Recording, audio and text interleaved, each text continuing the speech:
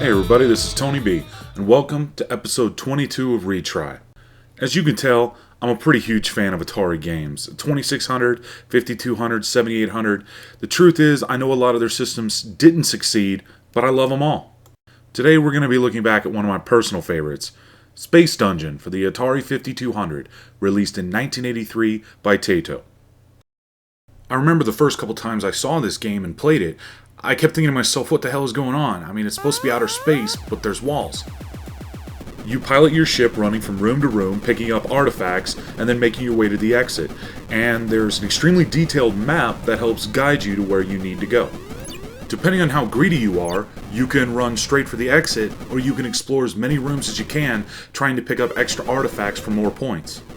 If your spaceship gets hit, you die, and all the treasure you've collected is dropped off at whatever room you're in. That room gets marked on the map, and you can try to fight your way back to that point to grab all the loot that you lost. Another cool feature of the Atari 5200 version of Space Dungeon over the arcade version is that they toned down the difficulty a little bit. A lot of companies didn't do this for the home version of their games, they just basically made as close to a copy of the arcade version that they could. But the nice part about it is you just get to play the game more and it's not as frustrating. Programmer Rex Battenberg decided to use a pretty interesting control scheme for Space Dungeon. It utilizes the two joystick controls that would later be used in Robotron 2084. The first player joystick controlled the ship's movement, while the second player joystick controlled the laser guns. I really do love this control scheme. I loved it when they used it for Smash TV.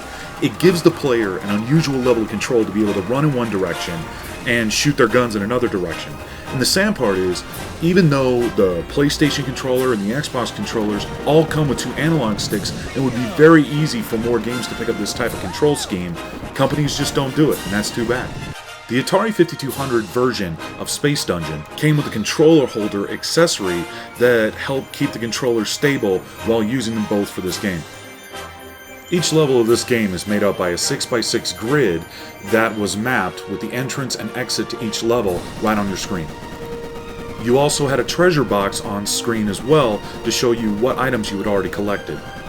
On levels 1 through 10, every time you beat a level, you got a different rhyme, like for example, the thief's in view on level 2, more to see on level 3, watch each door on level 4. Space Dungeon has 99 levels before it resets back to 0 and you start all over, and then it just keeps repeating the same 100 levels. I'll tell you, if I ever build a Hall of Fame of games that desperately deserve to be remade and would be awesome with current-gen graphics and current-gen gameplay, this would probably be number one on my list. But sadly, this game was not remade. I always like to let everyone know where they can find a legitimate copy of the game so that they can enjoy the fun that I'm talking about. But unfortunately, with Space Dungeon, it's just not possible. Unless you're going to track down an old arcade unit, the only console release of this game ever was on the Atari 5200. So basically, as of right now, your only real option for finding this game is eBay. So how about it, Atari? If we're never going to see a 21st century remake of this awesome title, how about you release it to Xbox Live or the PlayStation Network so a whole new generation of gamers can enjoy this great classic game? Thanks for watching. For VideoGameSaga.com, this is Tony B, and I'm out. Retry? You know it.